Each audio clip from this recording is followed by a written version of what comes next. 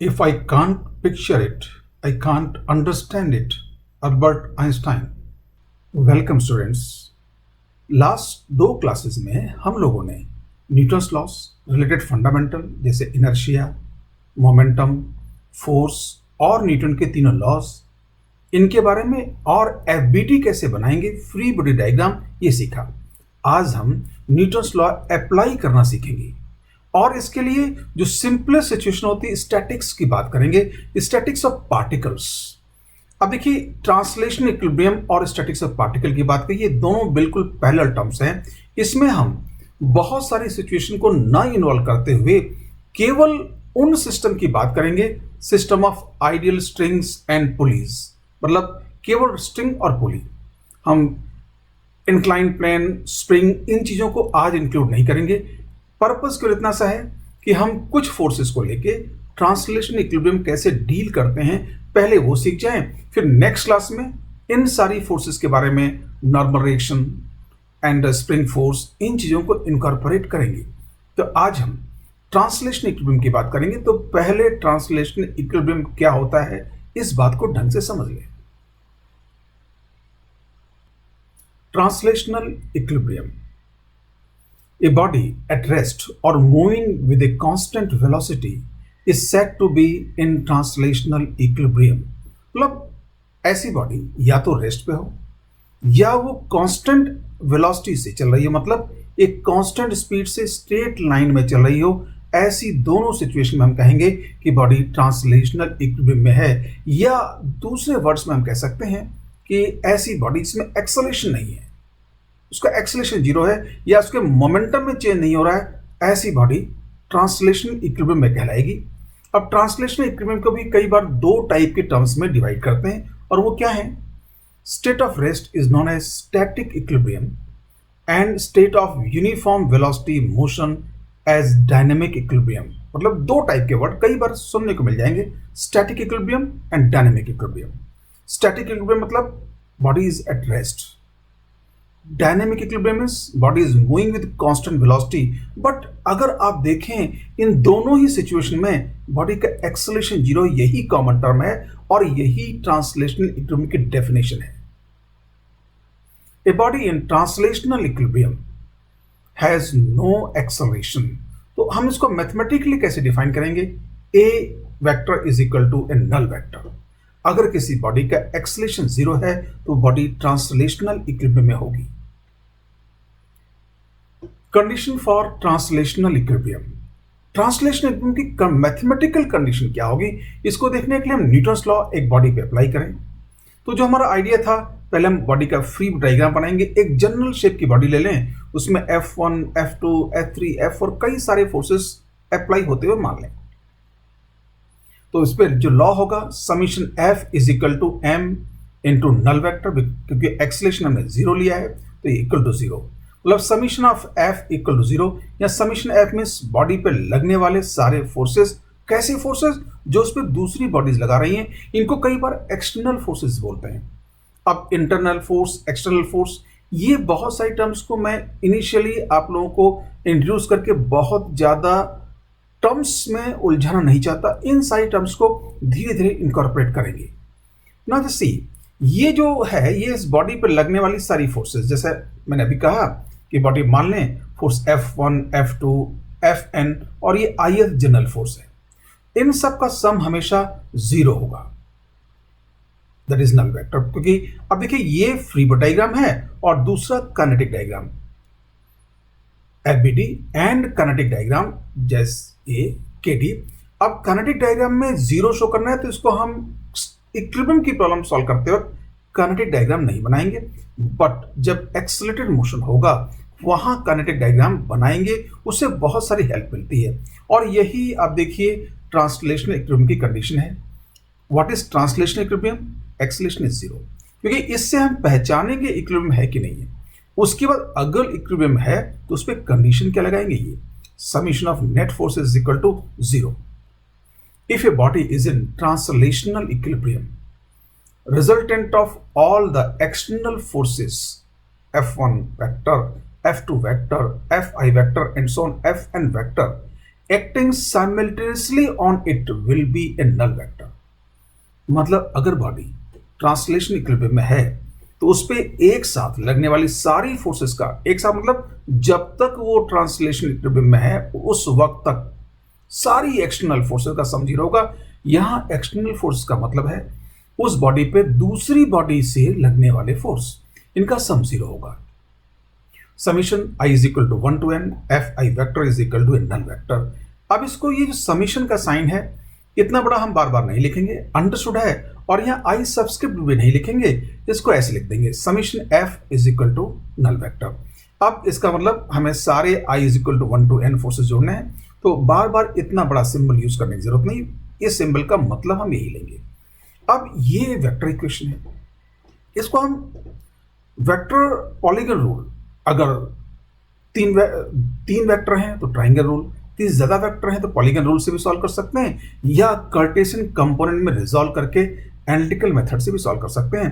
अगर इनको हम कार्टेशियन कंपोनेंट में रिजॉल्व करें X Y Z, then what we get, तो ये तीनों कंपोनेंट की फोर्सेस का सम जीरो होगा।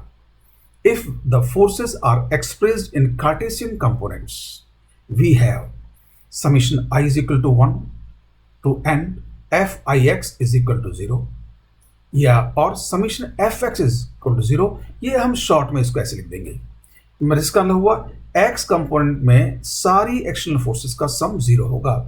ऐसे ही वाई कंपोनेंट में summation i is equal to 1 to n F i Y is equal to 0, या summation F Y is equal to 0। Similarly we can write for Z component i equal to 1 to n F i Z equal to 0 और summation F Z is equal to 0। ये जो बाद में हमने symbol introduce किया, ये बहुत simple symbol है, हम अक्सर यही सिंबल यूज करेंगे और इस सिंबल को अवॉइड करेंगे। लेकिन इस सिंबल का मतलब क्या है उसके लिए हमने यहां लिख दिया। तो अब यहां से बात क्लियर है, अगर हमें ये कहा गया है कि बॉडी ट्रांसलेशन इक्विलिब्रियम में है तब तो सीधे आप ये अप्लाई कर देंगे, लेकिन नहीं कहा गया है तो हमें पहचानना पड़ेगा कि बॉडी इक्विलिब्रियम में है नहीं है। उसके लिए हमें क्या देखना होगा कि उसमें एक्सेलरेशन नहीं होना चाहिए। देखो, रुकी हुई बॉडी, अगर ग्राउंड रेस्पेक्ट में कोई बॉडी रेस्ट पर है तो हम कहेंगे वो स्टैटिक इक्विलिब्रियम में है, लेकिन चलती हुई बॉडी भी इक्विलिब्रियम में हो सकती है। अगर उसमें एक्सेलरेशन नहीं है तो हम बोलेंगे वो ट्रांसलेशनल इक्विलिब्रियम में है, और उस टाइप के ट्रांसलेशनल इक्विलिब्रियम को हम बोलते हैं डायनेमिक इक्विलिब्रियम। तो यहां स्टैटिक इक्विलिब्रियम और डायनेमिक इक्विलिब्रियम दोनों टर्म्स को जानना जरूरी है, लेकिन इसको बहुत स्ट्रिक्टली यूज नहीं करते। हम सारी कंडीशंस को ट्रांसलेशनल इक्विलिब्रियम या बहुत क्रूड लैंग्वेज में इक्विलिब्रियम बोल देते हैं। क्यों?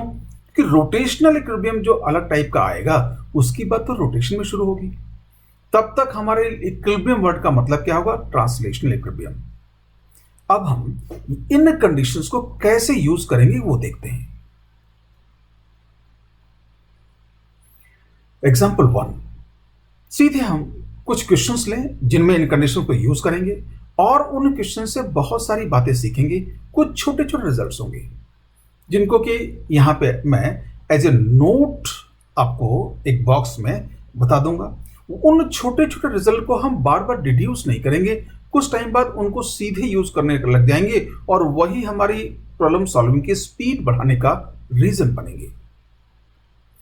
Two blocks A and B of masses MA and MB are suspended by a system of pulleys as shown. Find relation between MA and MB. Let's see here. अब इसमें ये system equilibrium में है। ये A का मास M में, B का मास MB, and ये एक स्ट्रिंग है और दो पुलीज हैं, इनसे इसको सस्पेंड किया गया है। अब हमें ये सिस्टम इक्विलिब्रियम में हो उसके लिए MA और MB का रिलेशन देखना है। तो जैसा हमने एफबीडी बनाते हुए देखा था, सबसे पहले सेटअप में स्ट्रिंग टेंशन कैसे ट्रांसमिट होती हैं वो चीज देख लें, और उसके बाद हम फ्री बॉडी डायग्राम बना के हम अपने इक्वेशंस लिख पाएंगे। सो ट्रांसमिशन ऑफ स्ट्रिंग टेंशंस, उसके लिए हमने ये सेटअप अगेन दोबारा बना लिया। अब देखिए, इसमें टेंशन हम यहां से, ये जगह है, यहां से टेंशन अज्यूम कर लें, ये हो गया आपका टी, और ये टेंशन यहां इस एंड को अगेन टेंशन टी से पुल करेगी, टी, देन ये टी, देन नेक्स्ट टी, और देन पुली के इस तरफ ये टी, और यहां ये सीलिंग को पुल करेगी। कुछ टाइम बाद हमें ये स्टेप है ट्रांसमिशन ऑफ स्ट्रिंग टेंशंस, ये स्टेप स्किप कर देंगे। हम आज इस स्टेप को एफबीडी वाले दिन डील किया और आज और डील करते हैं, क्योंकि इससे कौन सी बॉडी पे कहां कितनी फोर्सेस लगती है वो समझना आसान होगा। एक दो लेक्चर तक हम अब इस स्टेप को फॉलो करते रहेंगे, बट थोड़े टाइम बाद जब ये हमारे इंट्यूटिव अंडरस्टैंडिंग में आ जाएगा तब इस स्टेप को स्किप कर दिया करेंगे। मेरा आपसे भी एडवाइस है, जब तक ये कौन सी टेंशन कहां कैसे गई और कैसे लगी ये आपकी अंडरस्टैंडिंग में बिल्कुल क्लियर जब तक ना हो जाए तब तक आप भी इस स्टेप को स्किप ना करें।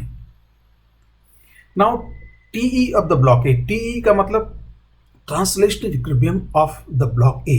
तो ब्लॉक ए का फ्री बॉडी डायग्राम या एबीडी बनाएं।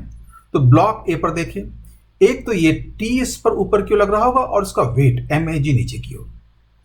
एंड XY कोऑर्डिनेट सिस्टम ले लें, ये ब्लॉक इक्विलिब्रियम में है तो इसमें देखो x डायरेक्शन में तो कोई फोर्स है ही नहीं, तो केवल हमें समीशन Fy इक्वल टू 0 ये कंडीशन यूज कर सकते हैं। तो समीशन Fy इक्वल टू 0, अब वैसे तो हम लिख सकते हैं T minus MAG is equal to 0, या इसमें सीधे दिख रहा है we can write T is equal to MAG। So T is equal to MAG और इसको हम इक्वेशन नंबर 1 बोल दें। अब इसके बाद हमारे पास सेकेंड बॉडी आती है पुली। इस लोअर पुली का हम ट्रांसलेशनल इक्विलिब्रियम की बात करें, translational equilibrium of the pulley supporting the block B, lower pulley बोल सकते हैं और pulley supporting the block B भी बोल सकते हैं। तो इसका अगर फ्री बॉडी डायग्राम बनाएं तो इस पे कौन कौन सी फोर्स होंगी। एक तो दोनों टेंशन जो स्ट्रिंग उसके व्हील को ऊपर एक लेफ्ट साइड से एक राइट साइड से टी और टी से पुल कर रही है, और दूसरा उसका सपोर्ट, उसका क्लैंप जो ब्लॉक बी पर अटैच्ड है, तो उस क्लैंप को ब्लॉक बी नीचे पुल कर रहा होगा और उस फोर्स को हम बोलते हैं एफ। तो इसका फ्री बॉडी डायग्राम हम इस तरह ड्रॉ कर सकते हैं। ये देखिए टी और टी स्ट्रिंग फोर्सेस हैं और ये एफ जो ये ब्लॉक बी इसको नीचे जिस फोर्स से पुल कर रहा होगा, मतलब ये यहाँ पे चिपके हुए हैं, तो जो वेल्डिंग है या जो अधेसिव मटेरियल लगा रखा है उसका फोर्स एफ। अब ये ट्रांसलेशन इक्विलिब्रियम में है, इसमें भी XY कंपोनेंट हम शो कर दें। XY कंपोनेंट शो करने के बाद अब देखें तो X डायरेक्शन में अगेन कोई फोर्स नहीं है, तो समीशन Fy इक्वल 0 इस कंडीशन से काम चल जाएगा। Summation Fy equal 0, so again यहां हम सीधे लिख सकते हैं 2T is equal to F या F is equal to 2T। So what we get, F is equal to 2T, इसको इक्वेशन नंबर 2 बोल दिया। अब इसके बाद जो थर्ड बॉडी जिसका ट्रांसलेशनल इक्विलिब्रियम हमें एनालाइज करना है वो है ब्लॉक बी। तो ब्लॉक बी के अगर फोर्सेस की बात करें, सोचें तो एक तो ये जो क्लैंप जो यहां चिपका हुआ है, ये क्लैंप भी इसको ऊपर की ओर खींच रहा होगा और न्यूटन थर्ड लॉ से जितने फोर्स से ये ब्लॉक बी क्लैंप को नीचे खींच रही थी F, उतने ही इसी फोर्स F से ये क्लैंप ब्लॉक बी को ऊपर की ओर खींच रहा है। तो अब हम translational equilibrium of block B analyse करने के लिए पहले ब्लॉक बी का फ्री बॉडी डायग्राम बनाएंगे। Translational equilibrium of the block B, so ये एफबीडी हुआ ब्लॉक बी का, ये एफ फोर्स जो क्लैंप इसको ऊपर की ओर खींच रहा था और इसका weight mg, basically weight mg को इस क्लैंप के फोर्स ने बैलेंस किया हुआ है, ये बड़ा इंट्यूटिवली हम कह सकते हैं। तो अब यहां से जो हमारे इक्वेशंस अप्लाई करने से पहले अगेन XY कोऑर्डिनेट की बात कर लें। तो XY कोऑर्डिनेट सिस्टम में देखें X डायरेक्शन जो हॉरिजॉन्टल में शो किया है उसमें कोई फोर्स नहीं है, तो केवल Y वाली इक्वेशन लिखनी है, समीशन Fy इक्वल टू 0, और वहां से हम सीधे लिख सकते हैं F is equal to MBG, equation number 3। अब देखिए 1 2 3 इक्वेशन को कंबाइन करें, we can find the result. What, from equation 1 2 and 3 we get 2MA is equal to MB. Now I am not solving it, it's very easy. आप इसको verify कर सकते हैं solve करके। अब देखिए यहां जो सीखने वाली बात हुई है कि आगे हम ये पुली और ये ब्लॉक इनको अलग अलग बॉडी डिस्कस किया है, लेकिन आगे से इसको हम अलग अलग बॉडी डिस्कस करने जरूरत नहीं है, क्योंकि देखो ये वाली पुली और ब्लॉक ये अटैच्ड हैं तो एक साथ साथ मूव करेंगे। अगर मूव करेंगे तो अगर इनका एक्सेलरेशन भी फाइंड करना होगा तो भी इनको हम एक सिंगल ऑब्जेक्ट मान सकते हैं, और ये मान सकते हैं कि इस ब्लॉक पे इस केवल ऊपर की ओर यहां से 2T फोर्स लग रहा है, क्योंकि ब्लॉक पे फोर्स F लग रहा था और F की वैल्यू है 2T, तो ये F 2T हम सीधे शो कर दिया करेंगे और ये स्टेप स्किप कर सकते हैं मतलब ये एक आपको स्पीड बढ़ाने का एक तरीका होगा, क्योंकि अगर यही प्रॉब्लम बहुत जल्दी करना होता तो कई प्रॉब्लम सॉल्व करने के बाद ये जो स्ट्रिंग में टेंशन ट्रांसमिट होने का ये वाला जो डायग्राम है ये आप स्किप कर सकते हैं। कई प्रॉब्लम सॉल्व करने के बाद कौन सी स्ट्रिंग टेंशन कहाँ कैसे लग रही है ये आपको सेटअप देखते ही मालूम पड़ जाएगा। और उसके बाद जहां किसी ब्लॉक से पुली अटैच्ड हो तो वहां पे इस पुली का एफबीडी या ट्रांसलेशन इक्विलिब्रियम आप स्किप कर सकते हैं, क्योंकि पुली का मास है नहीं। तो पुली पे स्ट्रिंग के जितने फोर्स होंगे टोटल वही फोर्स सीधे ब्लॉक बी पर लग रहे होंगे। तो ये आइडिया हम यूज कर सकते हैं। Now what we have got this, ये जो हमने अभी डिस्कस किया इसको एज ए नोट यूज कर लें। ऐसा ब्लॉक जिस पर पुली लगी हुई हो, अटैच्ड हो, तो पुली को अलग से डील करना और ब्लॉक को अलग से डील करना ये अगेन थोड़ा टाइम कंज्यूमिंग होगा। अब इस चीज को हम समझ लिए तो इसमें हमने देख लिया कि जो F यहां इनके बीच में फोर्स होगा वो 2T ही तो होगा। तो ये F, ये यहां F की वैल्यू सीधे 2T रख के हम इस टाइप का ब्लॉक बी का एफबीडी बना दिया करेंगे और ये स्टेप स्किप करेंगे। Now let us take example number 2। अब देखिए हर एग्जांपल में केवल न्यूटन्स लॉ कैसे अप्लाई करने यही नहीं सीखना, हमें वहां पे कुछ ऐसी स्टेप्स जो बहुत ही ऑब्वियस होंगी आगे चल के उनको स्किप करना भी सीखें। जैसे इसमें ये नोट इस बॉक्स में जो बताया गया ये स्टेप, और थोड़े टाइम के बाद ये स्ट्रिंग्स में कैसे टेंशन का ट्रांसमिशन होता है इसको भी स्किप करना शुरू कर देंगे। तो ये कौन कौन सी अननेसेसरी स्टेप्स हैं, इनको स्किप करने से आपकी स्टेप बढ़ेगी, आपका टाइमिंग कम होगा प्रॉब्लम सॉल्व करने का। Let us take problem number 2। Example 2. The setup is in equilibrium. If masses of the blocks A is ma, find mass of the block B and C. अब ये setup है equilibrium में है, मतलब neither block. अब equilibrium का मतलब हम बिल्कुल एक बड़े ऑब्वियस टर्म में क्या समझे, A, B, C और ये पुली P1, P2 इनमें से कोई भी मूव नहीं कर रही है, स्टैटिक इक्विलिब्रियम। या अगर मोशन हो रहा है किसी का भी तो ये कांस्टेंट वेलोसिटी से हो रहा है। तो कांस्टेंट वेलोसिटी का मोशन सोचने की जरूरत नहीं है, क्योंकि उसमें भी एक्सेलरेशन जीरो होगा। तो न्यूटन्स लॉ की जो इक्वेशन लिखेंगे उसमें कोई फर्क नहीं पड़ेगा। तो इसमें हमें ए का मास दिया हुआ ma, हमें बी और सी का मास पता करना है। तो वही पहली स्टेप, कैसे स्ट्रिंग टेंशंस का ट्रांसमिशन होगा। यहां देखें इस केस में दो स्ट्रिंग है, एक तो ये वाली स्ट्रिंग पुली P1 के नीचे से होती हुई पुली P2 के व्हील के ऊपर से रैप करती हुई ब्लॉक बी को सपोर्ट कर रही है, और दूसरी स्ट्रिंग पुली P2 के क्लैंप से जुड़ी हुई है और यहां इन दो पुलिस पे से पास होती हुई ब्लॉक सी को सपोर्ट कर रही है। तो इसमें हम बी पर टेंशन टी एज्यूम कर लें। तो अब टेंशन का ट्रांसमिशन सॉल्यूशन में transmission of string tensions, B पर टेंशन टी एज्यूम कर लिया। तो ये टेंशन टी यहां आके पुली के इस पॉइंट को नीचे अगेन टेंशन टी से पुल कर रही होगी, और उसके बाद पुली ये आइडियल है, इसके दूसरी तरफ उतनी ही टेंशन होगी। अब ये टेंशन यहां इस नीचे वाली पुली के इस पॉइंट को ऊपर की ओर खींच रही होगी, और ये पुली आइडियल है तो इस तरफ भी उतनी ही टेंशन हो गई होगी ये, और ये नेक्स्ट अपर एंड पर इतने टेंशन से सीलिंग को पुल कर रही है। तो ये एक तरह से हुआ। यहां से एक चीज और भी है, जैसे जितने फोर्सेस से टी सीलिंग को पुल कर रही है उतनी ही फोर्स से सीलिंग इस रस्सी के इस एंड को ऊपर टी से पुल कर रहा होगा। अब एक ही रस्सी में हर जगह टेंशन सेम हुई, लेकिन दो स्ट्रिंग्स में टेंशन इक्वल होना जरूरी नहीं है। तो इसमें अगर टेंशन में टी एज्यूम कर लिया तो अगली स्ट्रिंग जो है, जो पुली P2 के क्लैंप से C को कनेक्ट किए हुए है, उसमें टेंशन हम T डैश या T1 अज्यूम कर लें। यहां हम T1 ले लेते हैं।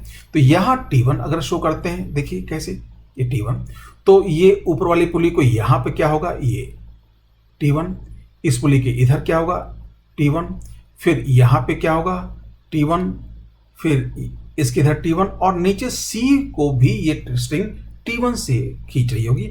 तो इस दूसरी रस्सी में टेंशंस का कैसे ट्रांसमिशन हुआ ये हमने देख लिया।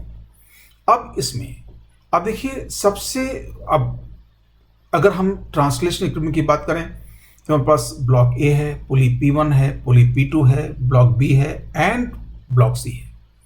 चार बॉडीज पे हमें फ्री बॉडी डायग्राम मतलब न्यूटन्स लॉ अप्लाई करना है।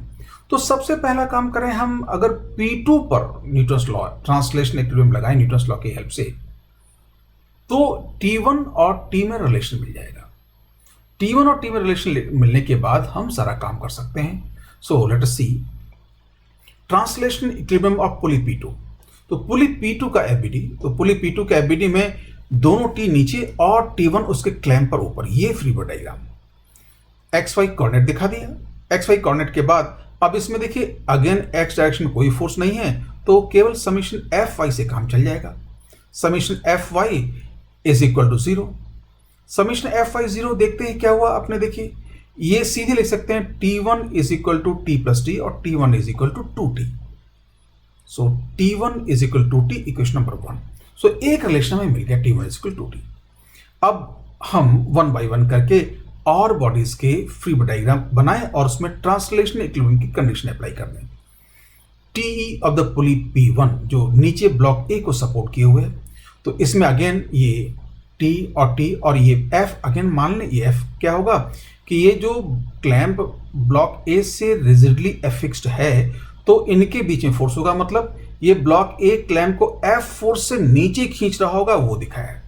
मतलब हमें पुली कौन से फोर्स लगाएगी वो नहीं शो करना है बीडी में, पुली पर दूसरी बॉडीज कौन से फोर्स लगाएंगी वो शो करना है। तो ये F नीचे शो कर दिया। अब यही फोर्स F से ये पुली का क्लैंप ब्लॉक ए को ऊपर की ओर खींच रहा होगा उसके वेट के अगेंस्ट। अब यहां से अगेन कोऑर्डिनेट सिस्टम XY, तो Fy इक्वल टू 0 वही कंडीशन अप्लाई करनी है। Summation Fy equal to 0 and यहां से हम सीधे लिख सकते हैं F is equal to 2T। So F is equal to T, equation number 2। इसके बाद हम ब्लॉक ए के ट्रांसलेशन इक्विलिब्रियम की बात करें। तो ब्लॉक ए का translation equilibrium T of the block A, तो ब्लॉक ए का एफबीडी ये हो गया। अब देखिए ब्लॉक ए पर ये फोर्स F कौन सा है, ये क्लैंप इसको F फोर्स से ऊपर खींच रहा हुआ, क्योंकि ब्लॉक ए क्लैंप को भी F से नीचे खींच रहा था। थर्ड लॉ से ये दोनों फोर्स इक्वल अपोजिट हुए और ब्लॉक ए का वेट MAG।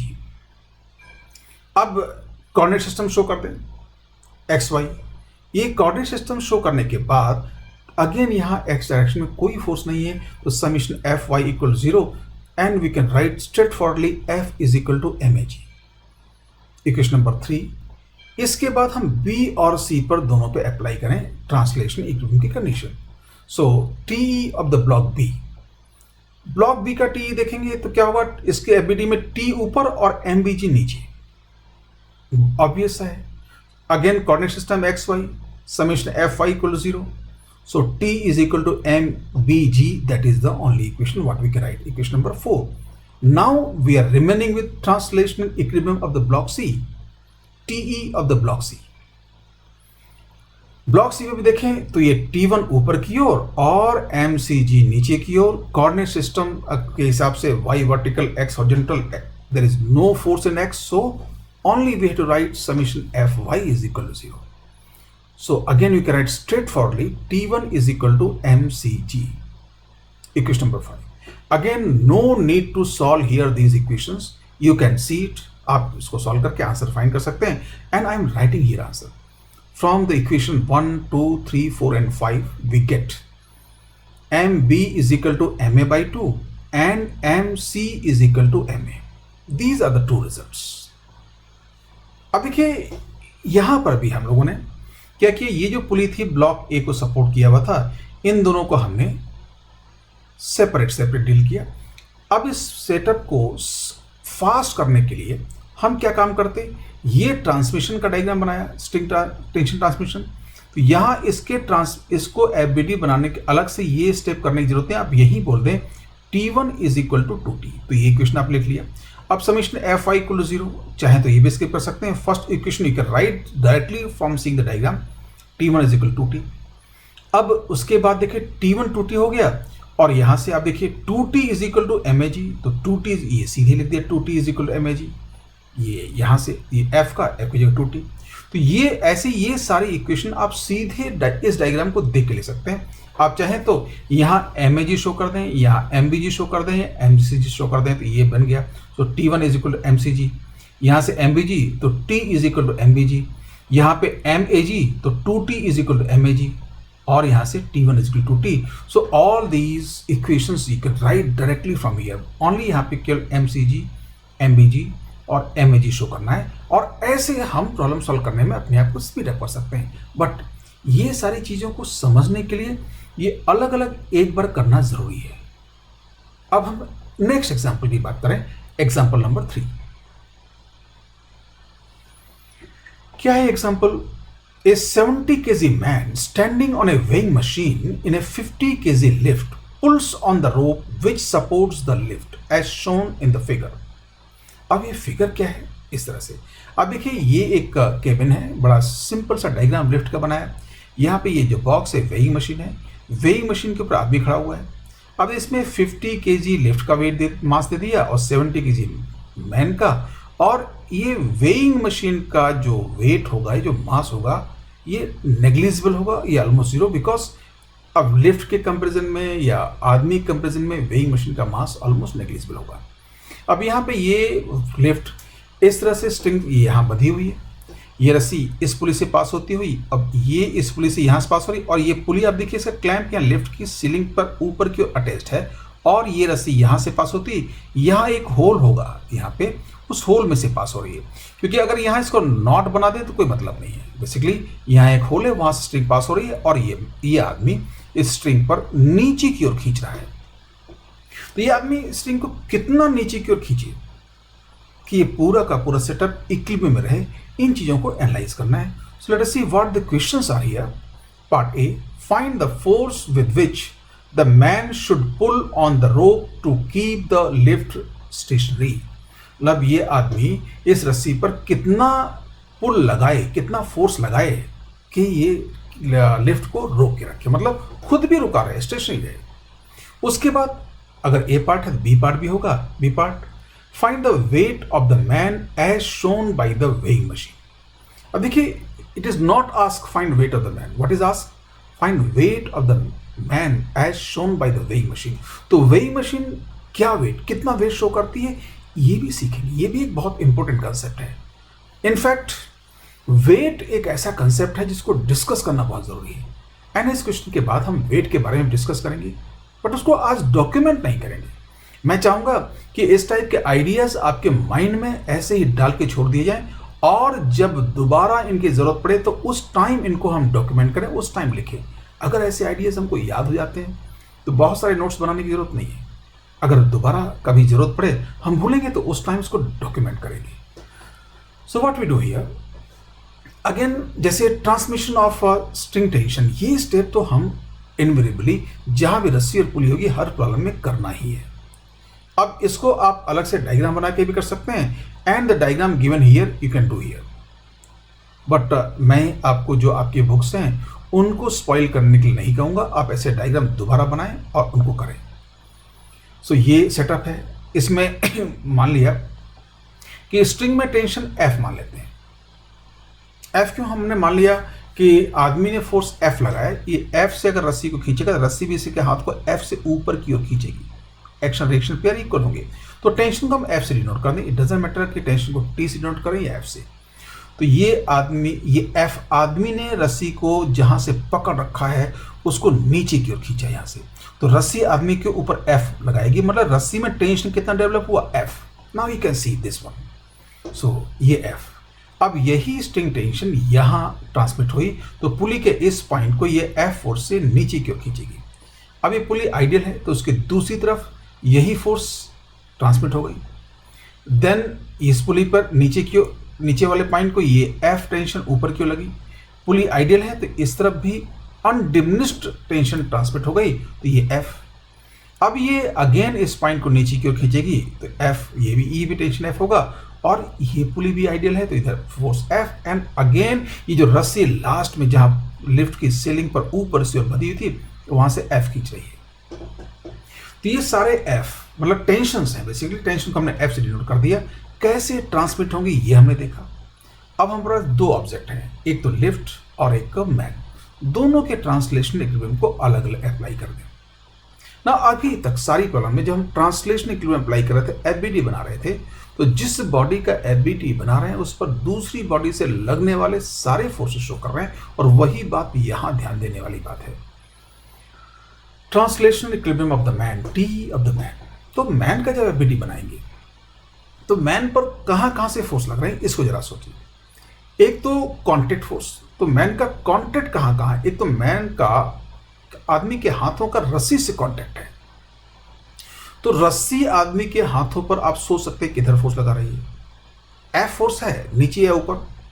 एक्चुअली हाथों से हम रस्सी को नीचे खींच रहे हैं, तो रस्सी हाथों को एफ फोर्स से ऊपर खींच रही होगी। एक तो ये फोर्स, एक कॉन्टैक्ट फोर्स ये, और दूसरा कॉन्टैक्ट फोर्स आदमी के पैर वेइंग मशीन पे है। तो आदमी के पैर वेइंग मशीन पे हैं, तो आप यहां एक गलती कर सकते हैं। आप बोल सकते हैं ये तो आदमी का वेट वहां लग रहा होगा पूरा पूरा mg। ऐसा हो सकता है, ऐसा हो, लेकिन स्टेप मतलब सेफ कंडीशन क्या है कि आदमी के पैर वेइंग मशीन को किसी और फोर्स से भी दबा सकते हैं। ये बड़ी ऑब्वियस सी बात है। अगर आदमी जमीन पर वेइंग मशीन रखी हुई उस पर खड़ा है तो अपने वेट के बराबर फोर्स से दबाएगा।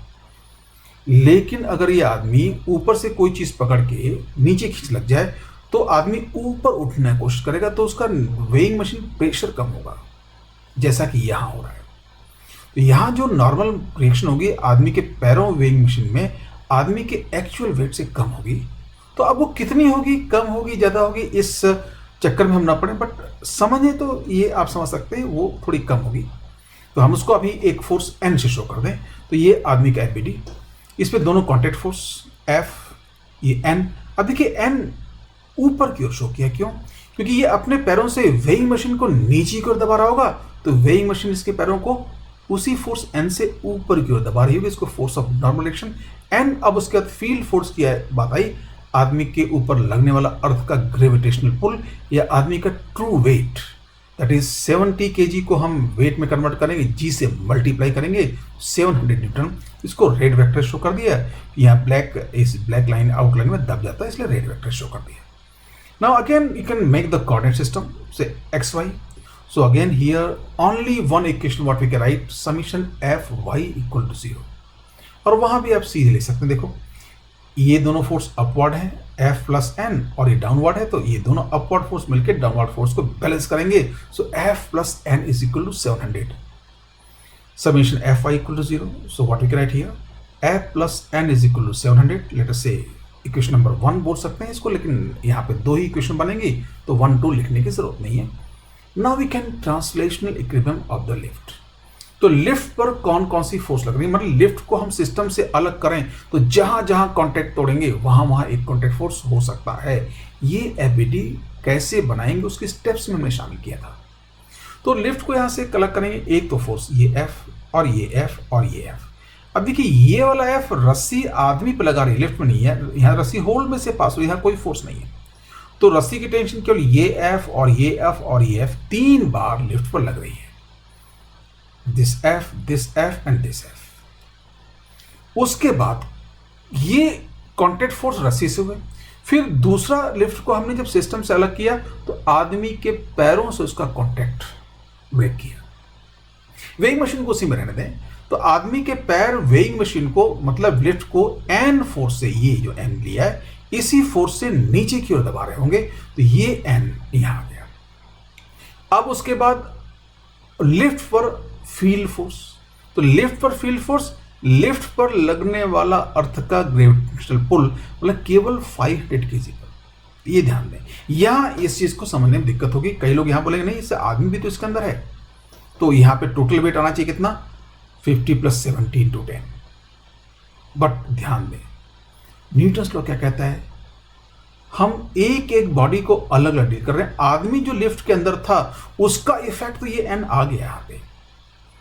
अब लिफ्ट की इस तरह समझ सकते हैं, इंट्यूटिवली या स्ट्रिक्टली अगर लॉ लगाएं, हमने लिफ्ट को अलग किया, लिफ्ट के सारे कॉन्टैक्ट फोर्स को करने हैं और लिफ्ट पर लगने वाला कोई फील्ड फोर्स। तो कॉन्टैक्ट फोर्स तीनों एफ स्ट्रिंग टेंशन और आदमी के पैरों से लगने वाला नीचे की ओर एन। अब फील्ड फोर्स मतलब लिफ्ट के मास पर केवल अगर अर्थ का पुल देखें तो लिफ्ट के ही मास पर लगेगा, तो ये 500 न्यूटन डाउनवर्ड। ये एक इंपॉर्टेंट है, इसको 500 + 700 न लें। अब यहां पे भी कोऑर्डिनेट सिस्टम एक्स वाई के हिसाब से summation F Y equal to 0, और इस हिसाब से देखें तो ये तीनों अपवर्ड फोर्स है 3f, ये downward and downward, so 3f is equal to 500 + n। This equation we can write. So 3F is equal to n plus 500। अब ये दो इक्वेशन है, you can see there are two equation, two unknowns, and you can solve it. बहुत आसानी से इनको solve कर सकते हैं।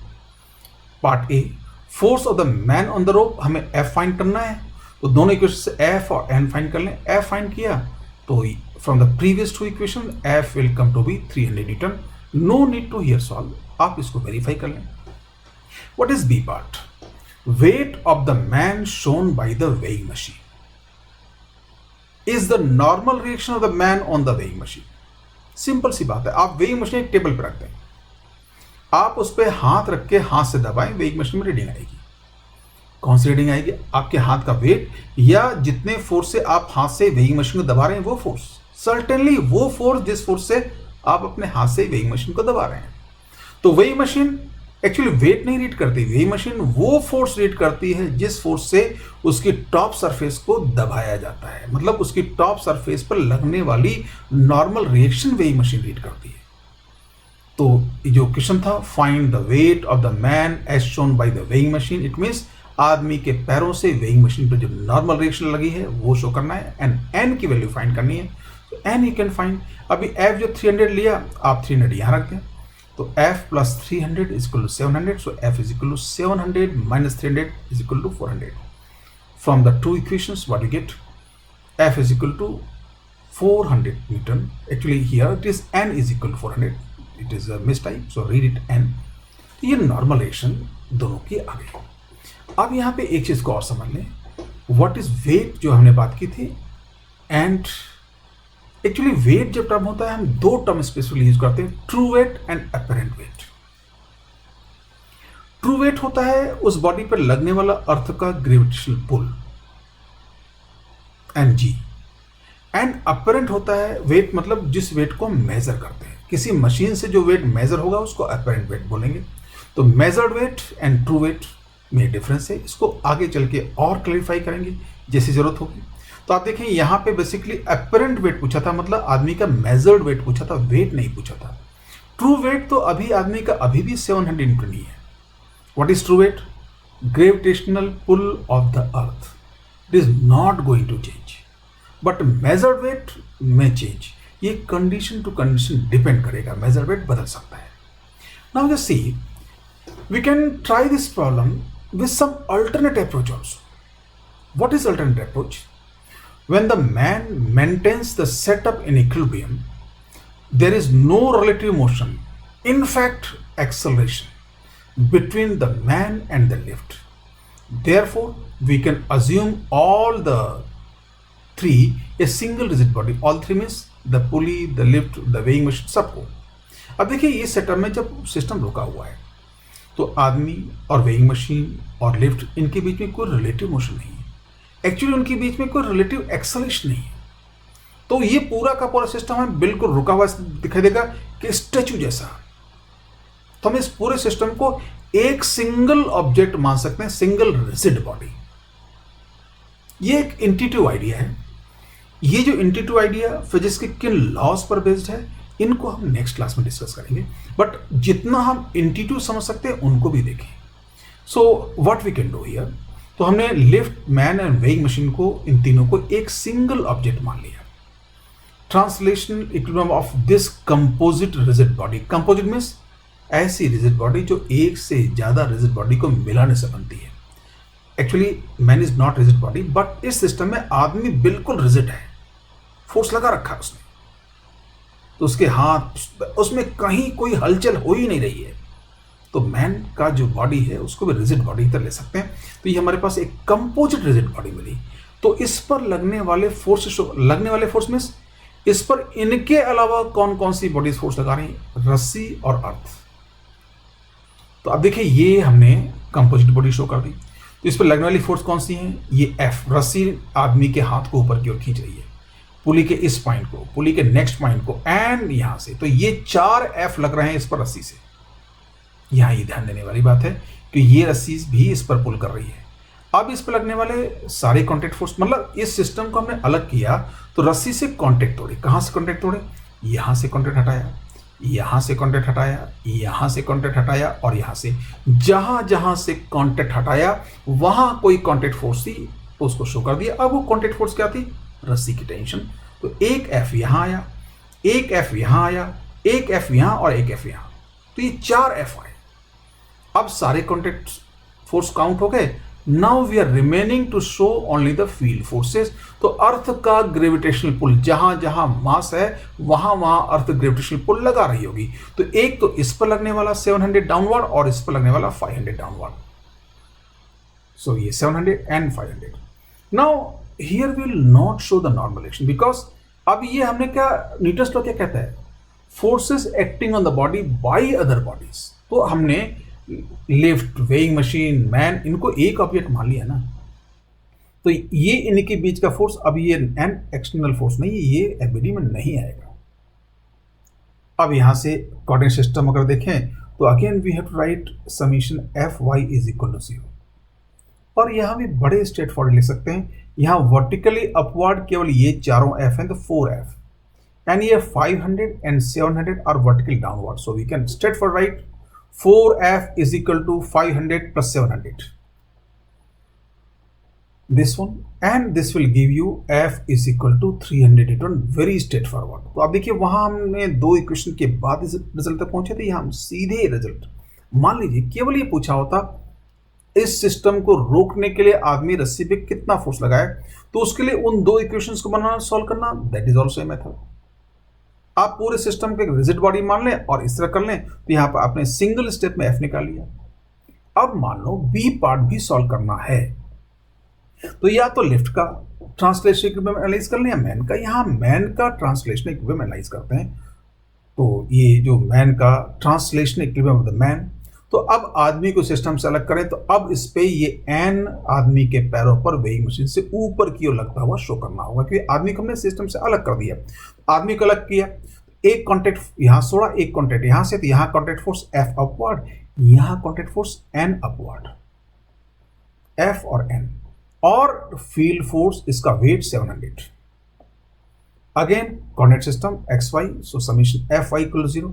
तो आप देखिए एफ और एन दोनों अपवर्ड हैं और 700 डाउनवर्ड है, तो we can straightforward write here what F plus N is equal to 700। अब ये f की 300 वैल्यू यहां रख दें, तो आपको n सीधे मिल जाएगा 400। Substituting value of f n is equal to 400, so that is also we. अब यहां मैं आपको एक असाइनमेंट दूंगा। यहां translation equilibrium of man discuss किया, हम ट्रांसलेशन इक्विलिब्रियम ऑफ लिफ्ट भी शो कर सकते थे। अगर लिफ्ट को बताते इस मैन के बजाय, क्या करते, वहां भी n निकल जाएगा। लिफ्ट को अलग करते, तो लिफ्ट को कहां कहां से कांटेक्ट तोड़े, एक तो यहां से, यहां से, यहां से और आदमी के पैरों से, तो 4 कांटेक्ट फोर्स आएंगे। कौन कौन से, ये एफ और ये एन डाउनवर्ड। तो लिफ्ट के एबीडी में आप ओनली इमेजिन करें 3 एफ ऊपर की ओर और 1 एन डाउनवर्ड और लिफ्ट का वेट, इनका sum 0। So what 3f is equal to 500 plus N. Now put the value of F, you will find N. तो ये आपको अपने आप करना है। Now what we can further understand from this, हमने यहां से क्या समझा, that is here we have used this idea of composite body. Constituent bodies have no relative acceleration on the basis of intuitive understanding. But in the next lecture, we will discuss the laws of physics behind this. ये important. अब देखिए इसके पीछे जो physics के laws हैं बड़े interesting है। नॉर्मली इन सब आइडियाज को हम लॉज पर एनालाइज करके इंट्यूटिवली समझ के यूज करते रहते हैं, और ऐसी छोटी छोटी बातें आगे चल के फिजिक्स में बहुत बड़ी कंफ्यूजन का कारण बनती है।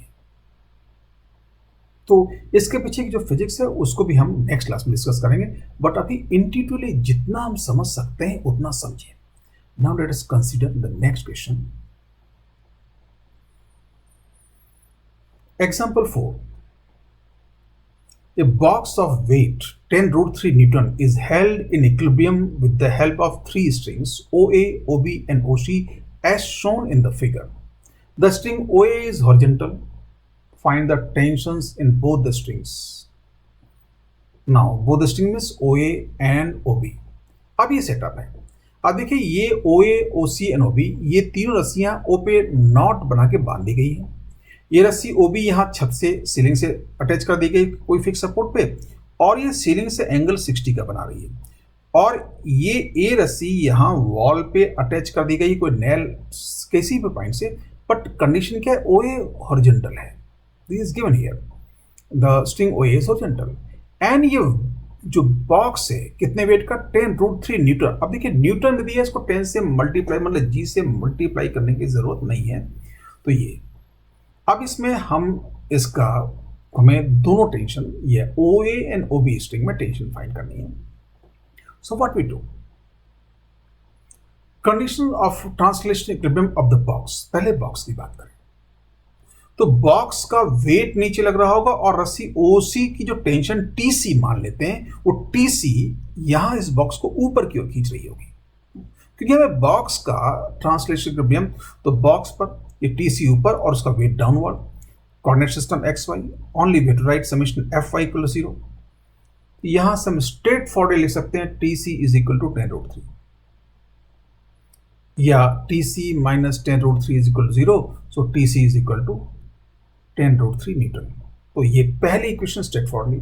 अब देखो आगे से ऐसी सिचुएशन में हम इतना काम नहीं करेंगे, सीधे बोल देंगे अरे ये ब्लॉक इस रस्सी से लटका हुआ, तो इस रस्सी में कितनी टेंशन होगी, इतना ब्लॉक का वेट होगा, so T C equal 10√3, that we can write directly. But इसको एक बार तो हम एनालिटिकली करें ये आया कैसे, बट आगे से ऐसी स्टेप्स को हम स्किप करने की कोशिश करें, आगे से मतलब आज नेक्स्ट प्रॉब्लम से नहीं, आने वाले कमिंग लेक्चर से बीच बीच में कभी कभी मैं ऐसा बताता रहूंगा, बट ऐसी स्टेप्स को हम स्ट्रेट फॉरवर्डली ले लेंगे। अब उसके बाद हमारे पास बात आई नॉट, ये नॉट इक्विलिब्रियम में है, condition of translation equilibrium TE of the knot. तो नॉट पे जो फोर्सेस लग रहे हैं, एक तो ये रस्सी ये इधर टीबी से इसको इधर नॉट को खींच रही होगी, ये रस्सी टीए टेंशन से इसको इधर हॉरिजॉन्टली पुल कर रही होगी, और ये रस्सी नॉट को टीसी टेंशन से नीचे की ओर पुल कर रही होगी। So on FBD we can draw this, ये नॉट थी, नॉट को ये ओबी रस्सी टीबी से अपने इधर जहां बधी हुई है उस तरफ पुल कर रही है, टीए इस नॉट को इधर पुल कर रहा है, और ओसी रस्सी टीसी से इधर पुल कर रहा है, और टीसी की वैल्यू सीधे 10√3 यहां लिख लिया। Now this is the vector, इनका सम 0 है। अब ये सम 0 है तो basically we can do X Y component. अब यहां कंपोनेंट करने की बात आई, क्योंकि यहां पे एक्स वाई सारे शामिल हैं, एंड अब देखिए ये टी ए एक्स में है, टी सी वाई में है, बट टी बी का एक्स कंपोनेंट भी वाई भी कंपोनेंट भी है, तो आगे इक्वेशन लिखने के लिए टी बी को उसके कंपोनेंट्स में रिजॉल्व करना होगा, दिस ये दो कंपोनेंट। अब देखिए ये कंपोनेंट इसका एक्स कंपोनेंट है, ये क्या होगा टी बी कॉस 60, दिस। ऐसे ये कंपोनेंट इसका y कंपोनेंट है, ये क्या होगा टी बी साइन 60, ये दोनों कंपोनेंट लिख लीजिए। Now we can write equation, what the first equation, summation F Y equal to 0, y means this component will be balanced by this, तो straight forwardly we can write what T B sine 60 degree is equal to T C, और T सी की value रख दें, और ये sign 60 की value भी रख सकते हैं, sin 60 √3/2 and TC 10√3, and from here we can straightforward write what TB is equal to 20 Newton. तो TB मिल गया हमको सीधे 20। अब x में क्या इक्वेशन है, summation fx equal to 0, summation fx means this force is balanced by this force, इन दो अगर ये दो ही फोर्सेस 0 थी, दोनों में बैलेंस होंगी, तो यहां क्या ले सकते हैं TA is equal to TB cos 60। अब टीबी हम 20 न्यूटन फाइंड कर चुके हैं, यहां पे 20 रख देंगे, और cos 60 क्या होगा half, so T is 20 into half, so T is equal to 10 newton. At first sight you will find the method is quite simple, but इसमें और सिंप्लीफिकेशन कर सकते हैं, अभी देखेंगे how we can simplify this. Let us see here the calculations can be performed by using triangle law of vector addition instead of analytical method, that is Cartesian components। Actually यहां हमने Cartesian component use किया, मतलब इस method को component करके जब हम algebraic equation बनाते हैं, एक्स के अलग, वाई के अलग, जेड के अलग, इसको एनालिटिकल मेथड बोलते हैं। उसकी बजाय हम वेक्टर का ज्योमेट्रिकल मेथड यूज कर सकते थे, ट्राइंगल लॉ।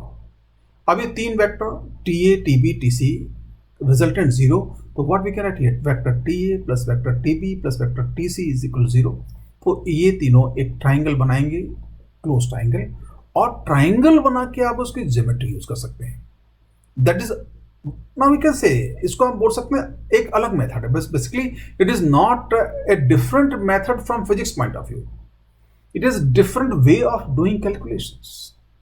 यहां हम एल्जेब्रा की बात कर रहे हैं अभी जो किया मेथड में, अब जो मैं बात कर रहा हूं वहां एल्जेब्रा की बजाय हम वेक्टर ट्राइंगल लॉ अप्लाई करके ज्योमेट्री यूज करेंगे, एंड वो भी बड़ा इंटरेस्टिंग मेथड है। कई सिचुएशन में बहुत सिंपलिसिटी देगा, और कभी कभी तो वो एक ऐसा अप्रोच होगा कि उससे सॉल्यूशन आपको एक आध लाइन में मिल जाएगा, and now if you write this आपको बहुत लंबा काम करना पड़ जाएगा। So what we can do further, known as graphical method, this approach usually provides great simplification। Actually ये जो मेथड है जो हम वेक्टर ट्राइंगल बनाएंगे इसको ग्राफिकल बोलते हैं। ग्राफिकल का मतलब ये नहीं कि हम एक्स वाई में ग्राफ प्लॉट करें, ग्राफिकल का मतलब होता है, या ग्राफ का मतलब होता है ऐसा कोई भी डायग्राम जो टू द स्केल ड्रॉ किया गया उसको ग्राफ बोलते हैं। Suppose you have your photograph, कैमरे से फोटो निकालते उसको क्या बोलते हैं, photograph. Why we call photograph, because every detail of your face is to the scale. तो ऐसा कोई भी डायग्राम, ऐसी कोई भी इमेज जो टू द स्केल होती है, टू डायमेंशनल हो, उसको ग्राफ बोल सकते हैं। तो इस मेथड को ग्राफिकल मेथड बोला जाता है। Let us see how we can, again मैं बार बार मेथड बोल रहा हूं, but it is another way of calculation, it is not a different method according to physics point of view. ये मैथमेटिक्स पॉइंट ऑफ व्यू से एक दूसरा अप्रोच है कैलकुलेट करने का। Graphical method, this method is based on the triangle law of vector addition. How, ये आपका setup था। The physical situation of the given setup reveals that for the translational equilibrium of the knot O, the vector sum of all the three forces acting on it must be a null vector। मतलब अगर O equilibrium में rest पर है तो इस पर जो ये वाला टेंशन, ये वाली टेंशन, ये वाली टेंशन, इन तीनों का वेक्टर सम क्या होगा, एक नल वेक्टर होगा या जीरो वेक्टर होगा। So what we can write here, summation F equal to a null vector. So TA vector plus TB vector plus TC vector is equal to null vector. Here there should be a vector sign, miss हो गया, but read it here vector sign। So अब देखिए क्या हो, TA TB TC, ये FBD हमने last बनाया था। अब इसको हम एज ए ट्राइंगल कंस्ट्रक्ट करें। Let us first draw TC। अब TC की वैल्यू तो हम बॉक्स के FBD से निकाल सकते हैं जो हमने पहले फाइंड किया, from T of the box translation box TC equal 10√3। ये हम बार बार इसका FBD अलग से बना के कंडीशन लगा के नहीं निकालेंगे। इस रस्सी में टेंशन सीधे क्या होगा, इसकी TC जो ऊपर की ओर बॉक्स पर लग रही होगी वो इसके वेट 10√3 को बैलेंस करेगी। सो TC इक्वल 10√3 ये सीधे यूज कर लिया करेंगे। नाउ सी, ये TA शो कर दिया, TA पर हमने ये TB शो कर दिया। TB क्या, TA, अब देखिए TB हॉरिजॉन्टल 60, तो जहां पे एक का टिप आ रहा है एरो, वहां से TB शुरू किया हमने। अब जहां से TB खत्म होगा वहां से TC शुरू करेंगे, TC वर्टिकली डाउनवर्ड आएगा, this TC। So we can see triangle law, और रिजल्टेंट 0 है तो ये रिजल्टेंट 0 ही दिखाई दे रहा है। तो ये तीनों वेक्टर क्या हुआ, एक क्लोज ट्राइंगल शो कर रहे हैं, and luckily this triangle is right angle triangle. Now by using the geometry of this right angle triangle you can right all the answers. What, from the geometry of the right angle triangle we get TA is equal to 10√3 cot 60, very easy to write trigonometry, and put the cos 60 1/√3, so TA is equal to 10 Newton। ठीक इसी तरह से इस right angle triangle को use करते हुए हम TB भी ले सकते हैं। Now just C 10√3 opposite side and TB, so TB is equal to 10√3 cosec 60, so you can write here TB is equal to 10√3 cosec 60 and put the values। 10√3 cosec 60 means 1 upon sin 60, so 2/√3, so √3 will cancel, you will get 20 Newton। So TA and TB we can find very easily by using this graphical method। So sometimes कब, जब केवल 3 vector की story होगी। 3 vectors के action में अगर कोई body equilibrium में होगी, 3 वेक्टर्स या 3 फोर्सेस का सम 0 होगा, उस केस में हम एनालिटिकल अप्रोच के बजाय अगर ग्राफिकल अप्रोच यूज करें तो कैलकुलेशन सिंपल होंगी।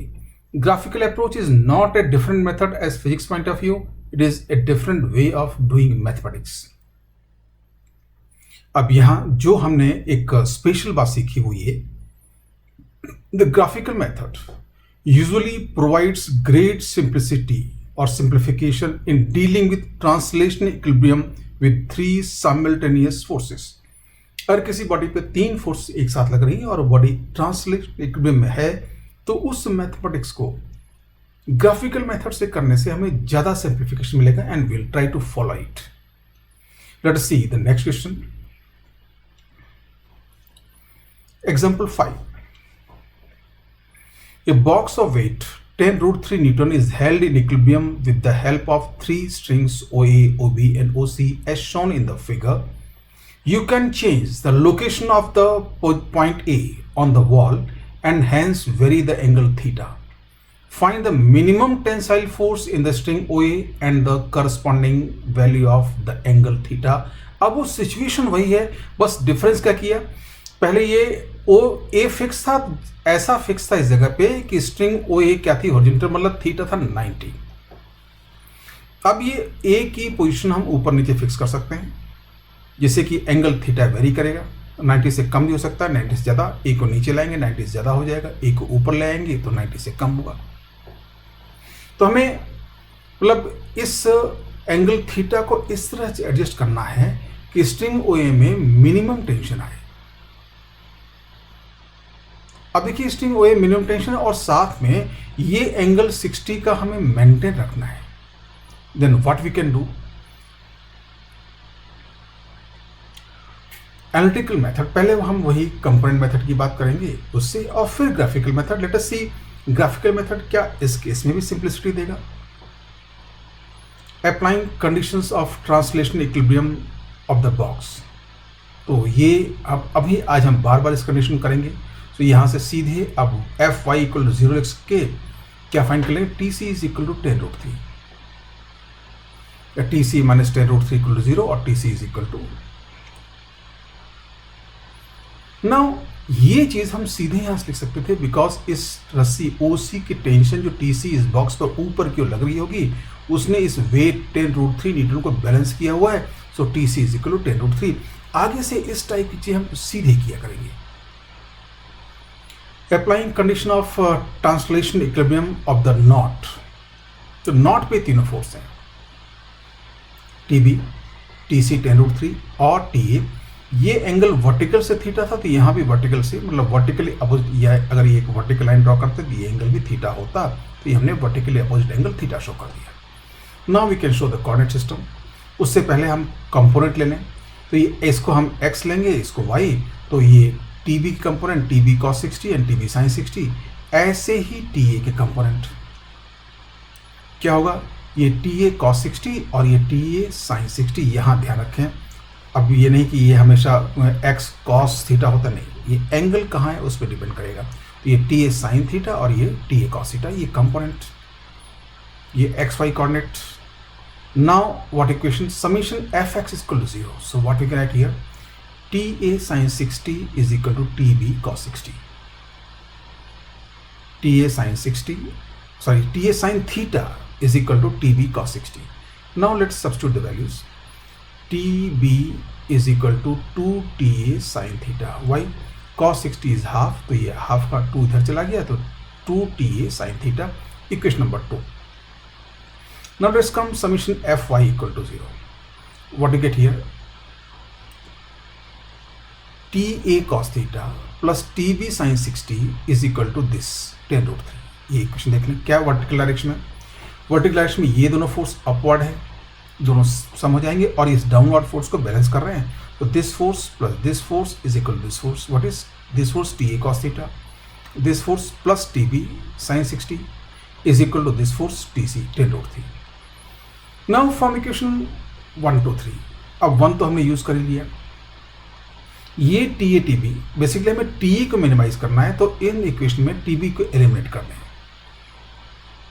Substituting T B from equation 2 in equation 3 what we have. अब ये जो होगा मैं यहाँ से डायरेक्ट लिख रहा हूँ, ये आप जब इन वीडियो रोक के इसको कैलकुलेट कर सकते हैं। This will be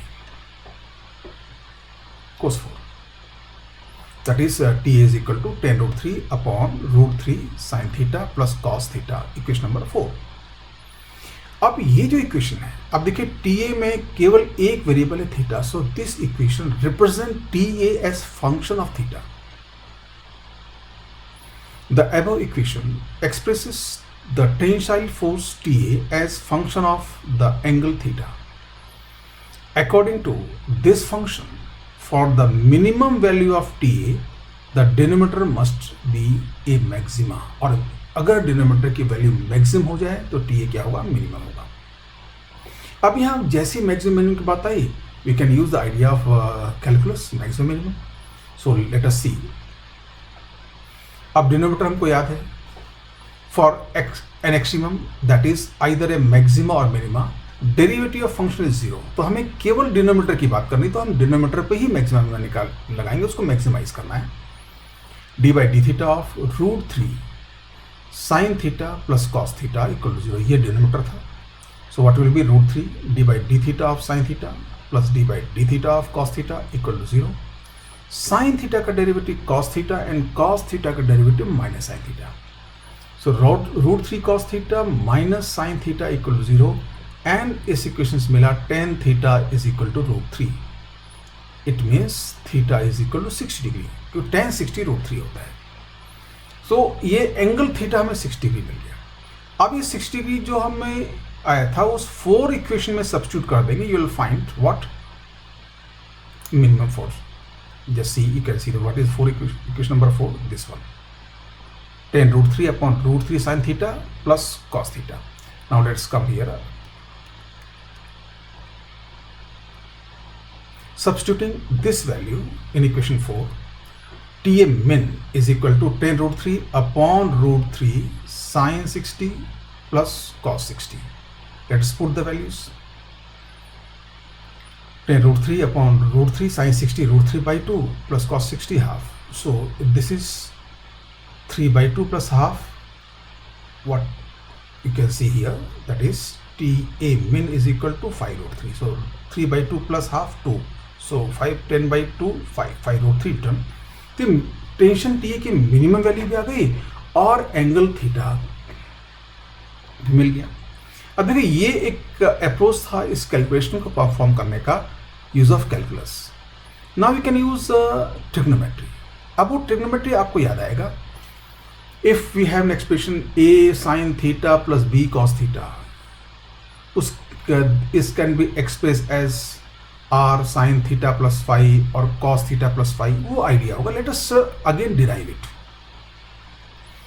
another way of calculation, now we are using trigonometry. Suppose हमारे पास ये जो डिनोमिनेटर था d is equal to root 3 sine theta plus cos theta को 1 इंटू कॉस ले लिया। अब मैं रूट 3 को ऐसा अज्यूम कर लूँ, let a substitute r cos five is equal to root 3 and r sine five is equal to 1। हमने r और फाइव इस तरह चूज किया कि r cos फाइव रूट 3 आ रहा है एंड r साइन फाइव 1 आ रहा है। तो ये वैल्यू रूट 3 की जगह हम ये सब्स्टिट्यूट कर देंगे r cos 5 एंड 1 की जगह r sin 5 सब्स्टिट्यूट कर दें d में से। What we get here, d is equal to r cos 5 sin theta plus r sin 5 cos theta.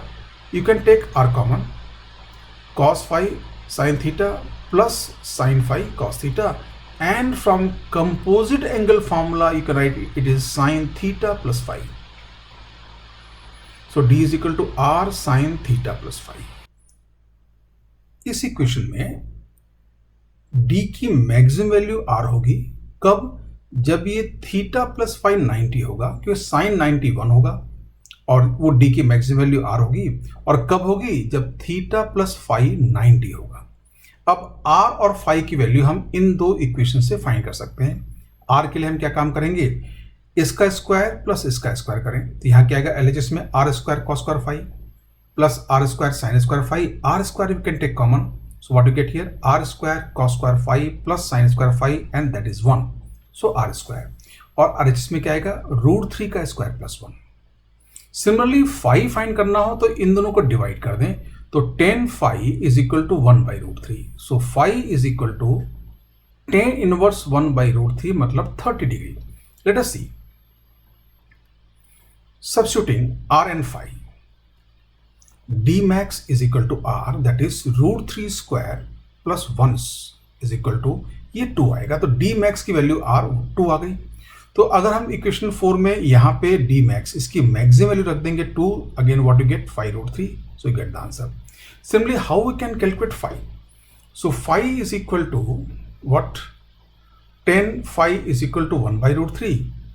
इसका मतलब थीटा 60. कैसे, tan phi 1/√3 means phi is 30 और ये टोटल 90 होना चाहिए. So 30 plus theta 90. So theta is equal to 60 we have written here. तो ये दोनों आंसर जो हमने यहाँ कैलकुलस से फाइंड किए थे कि TA मिनिमम के लिए एंगल क्या होना चाहिए, थीटा 60 डिग्री और TA मिनिमम क्या होगा 5√3. We got it. Substituting this maximum value of denominator in equation 4 we get here TA min is equal to tan√3 upon d max. So tan√3 upon 2 that is 5√3 and angle theta 60 degree find कर चुके हैं. Now ये idea जो था इसको as a फॉर्मूले आप याद कर सकते हैं. बेसिकली इसमें tan, ये जो phi tan होगा cot होगा, it depends whether you substitute या r sin phi is equal to √3 ले लेते या r cos phi √3 लेते तो tan phi √3 आता. तो यहाँ कंफ्यूजन हो सकता है एंगल फाइंड करने में. लेकिन अगर केवल मैक्सिमम वैल्यू फाइंड करनी होती डी की तो ये square of this coefficient plus square of this coefficient square होता है. ये एक रिजल्ट है जिसको मैं कहूँगा आप याद करें और जहां जरूरत हो इसे कैलकुलस के बजाय सीधे वो यूज कर लें. And what is that result, r is equal to a sin theta plus b cos theta. Then what is r max is square root a square plus b square. That is result.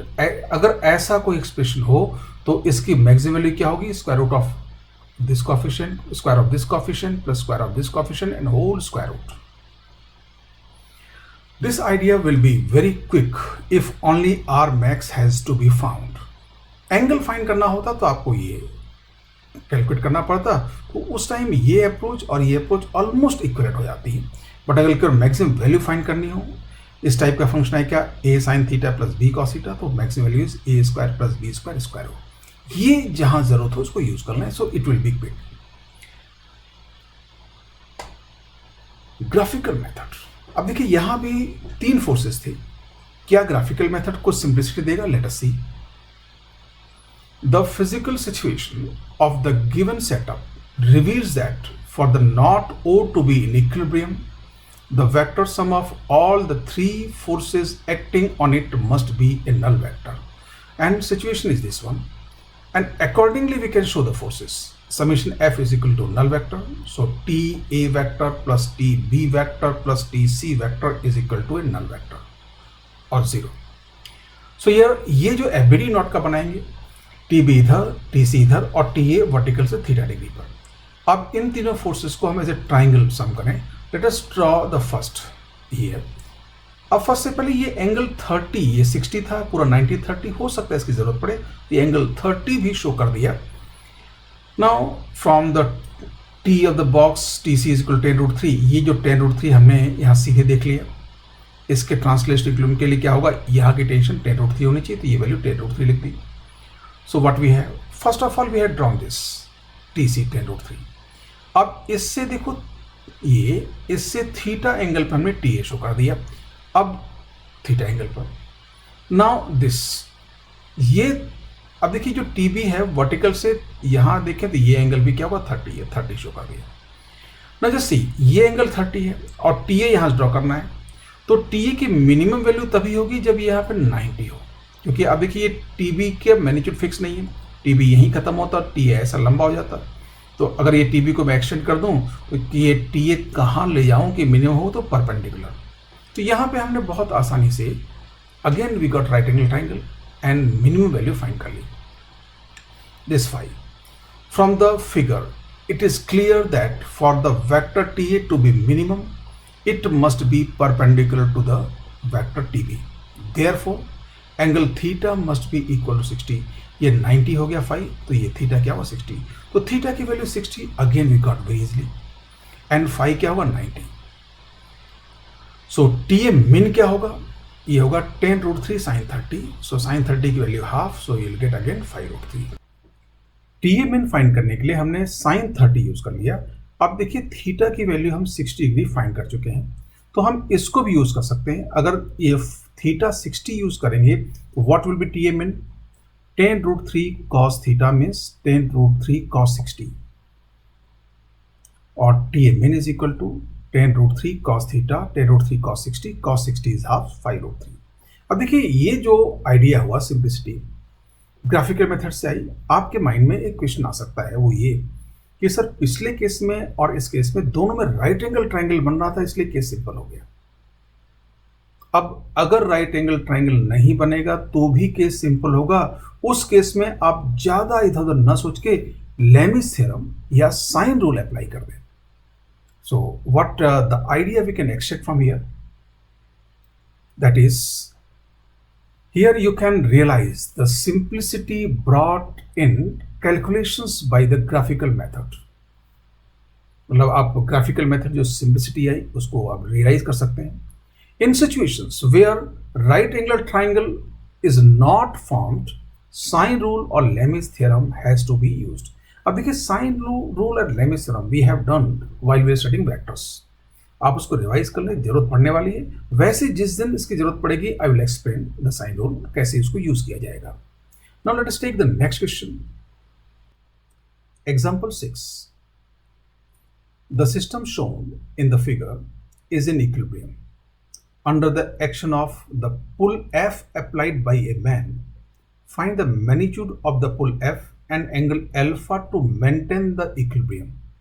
The weight W is 1 plus 13 kg into weight. Neglect size of the pulleys as compared to the linear dimensions shown. Now let us see the figure given here this.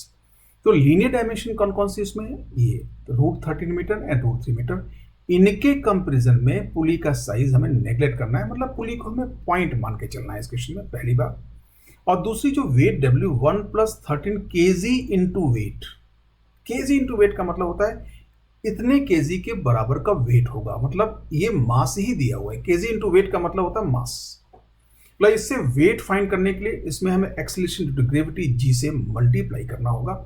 वैसे g की value अगर कहीं नहीं दी गई हो तो normally हम 10 ले लेंगे. अब इसमें पहला आइडिया क्या होगा, ये बॉक्स का ट्रांसलेशन इक्विलिब्रियम.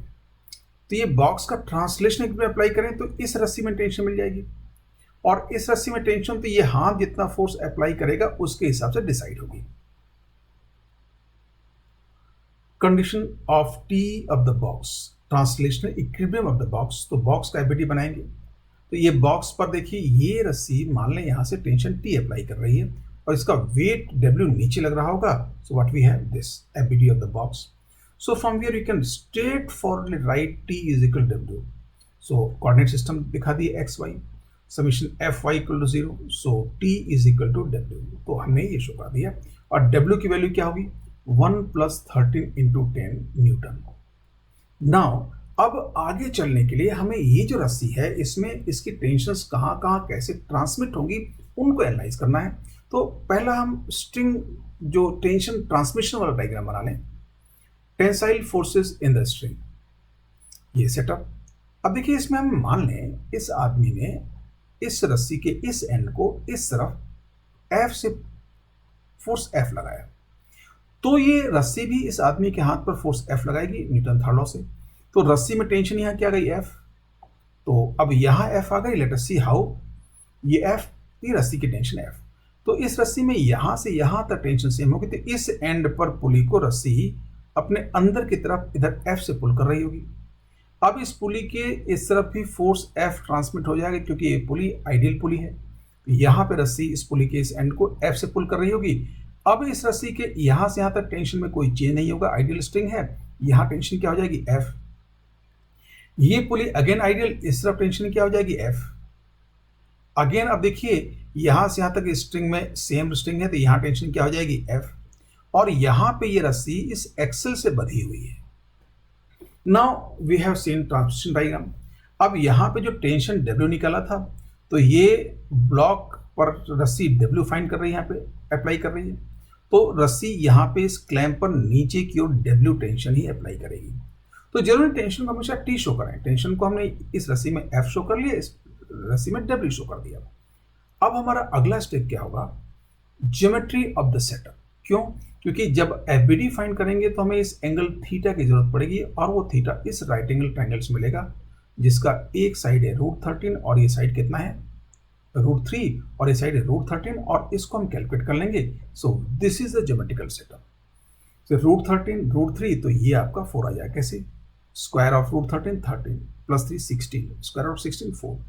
अब यहां से आप साइन थीटा कॉस थीटा दोनों ले सकते हैं, क्योंकि इन फोर्सेस के कंपोनेंट फाइंड करने पड़ेंगे, तो साइन थीटा कॉस थीटा की जरूरत पड़ेगी। सो यार cos theta is √13/4 and sign theta is √3/4।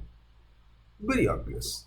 Now आगे बढ़ने के लिए हमें ये जो पुली जिसने बॉक्स को सपोर्ट किया हुआ है, इसके फ्री बॉडी डायग्राम की जरूरत पड़ेगी। Let us draw it's free body diagram. FBD of the lower pulley this.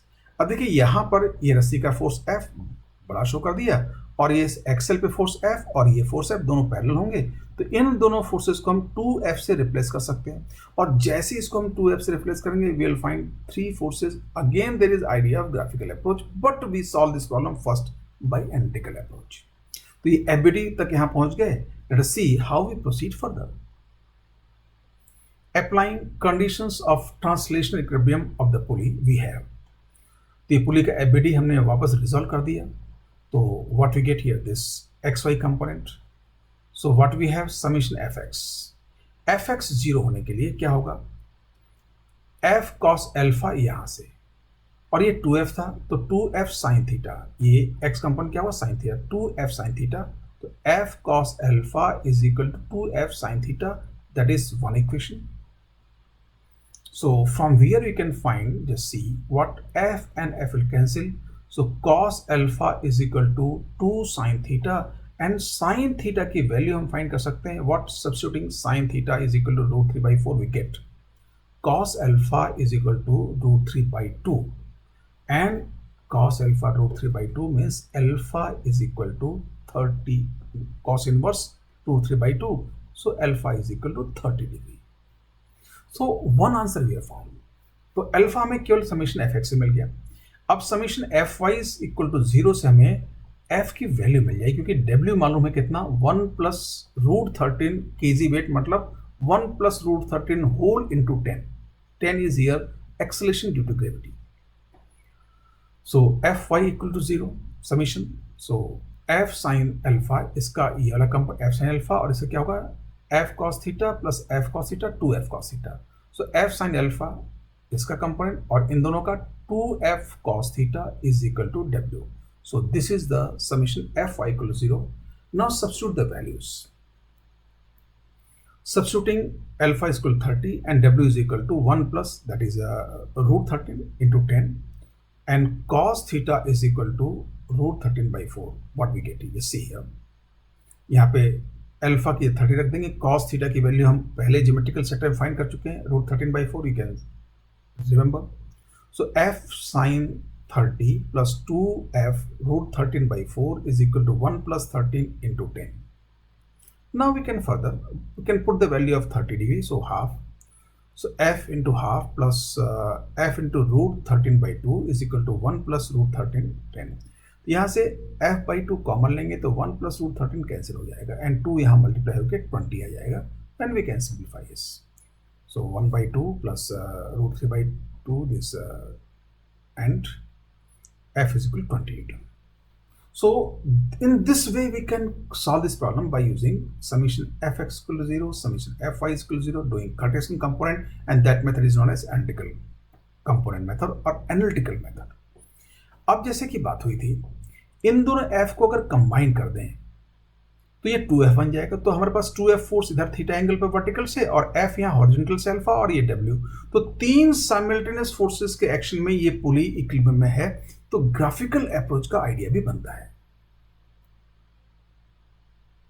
graphical method for the translational equilibrium of the pulley. What we have, T of the lower pulley summation F equal to 0. So ये हुआ. अब यहाँ पे इसका जो हम idea बनाएंगे, एक तो ये W थोड़ा ट्राइंगल थोड़ा बड़ा बना दे. W को हमने बड़ा कर दिया, W बड़ा बना दिया, तो यहाँ से थीटा एंगल पे 2F और इसके टिप को यहाँ से यहाँ मिला देंगे तो ये F आ जाएगा. तो F और ये एंगल अल्फा होगा. Now you can see how the triangle had been, triangle law follow करते हुए कैसे कंस्ट्रक्ट किया, मतलब लॉ ऑफ वेक्टर एडिशन. पहला वेक्टर ड्रॉ करो, उसके टिप पर दूसरा वेक्टर और दूसरे वेक्टर टिप पे तीसरा vector, and this way we got the triangle. अब यहां से देखें एंगल कैसे आइडेंटिफाई कर सकते हैं. ये एंगल अल्फा है तो ये 90 माइनस अल्फा, क्योंकि इसको आगे तक बढ़ाएंगे यह एंगल 90 होता, तो इस अपर राइट एंगल ट्राइंगल में ये अल्फा तो 90 माइनस अल्फा. ऐसे इसको हम आगे बढ़ाते हैं तो ये थीटा है तो ये 90, तो ये क्या हो जाएगा 90 माइनस थीटा. तो अब यहां से ये पूरा एंगल मिल गया क्या, 90 माइनस थीटा प्लस अल्फा. अब हमारे पास ये राइट एंगल ट्राइंगल नहीं है बट एक जनरल ट्राइंगल है. जैसा पिछले क्वेश्चन में बात हुई थी, अगर राइट एंगल ट्राइंगल नहीं हुआ तो ग्राफिकल मेथड में what we use, sine rule और Lami's theorem. What the sine rule is F upon sine theta. Basically sine rule या लेमिस थ्योरम में क्या होगा, हम साइन रूल की बात करें, ऐसे ट्राइंगल में साइन रूल क्या होता है, length of side upon sine of opposite angle. ये रेशियो तीनों साइड के लिए सेम होते हैं. तो पहले एफ अपॉन साइन थीटा और दूसरा 2f upon sine of this angle, 2f upon sine 90 minus alpha, और तीसरा क्या होगा w upon sine of this angle 90 minus theta plus alpha. So equal to w upon sine 90 minus theta plus alpha. So in this way we have written the sine rule. अब आपको ध्यान होगा ये sine rule हम लोगों ने incline plane पर projectile motion analyse करते हुए जो वेक्टर मेथड था वहां यूज किया था. तो ये साइन रूल कई जगह काम आएगा. नाउ लेट अस सी. अब इसको सिंप्लीफाई करना है तो यहां से अगर हम देखें साइन थीटा की वैल्यू मालूम है अपने को, sine theta you know geometrical setup से. So substituting value of sine theta in the first two terms, इन दो टर्म्स की बात करें तो f से f कैंसिल हो जाएगा और साइन थीटा की वैल्यू मालूम है, केवल अल्फा अननोन है, that alpha can be calculated. So what, sine theta क्या था √3/4, तो √3 नीचे 4 ऊपर चला गया और f से f कैंसिल 2 बचा और ये sine 90 minus alpha cos alpha, and from here cos alpha यहाँ ले जाएं तो √3/4 into 2, so √3/2. So cos alpha is equal to √3/2. So alpha is equal to 30 degree. So angle alpha we have calculated very easily by using graphical method. Now we have to calculate what, f. f को use करने के लिए या तो ये दोनों term use कर लें या first term and last term use कर लें. ये ज्योमेट्रिकल सेटअप जो हमने ये साइन थीटा की वैल्यू रखी थी, देखो साइन थीटा क्या था √3/4, कॉस थीटा क्या होगा √13/4.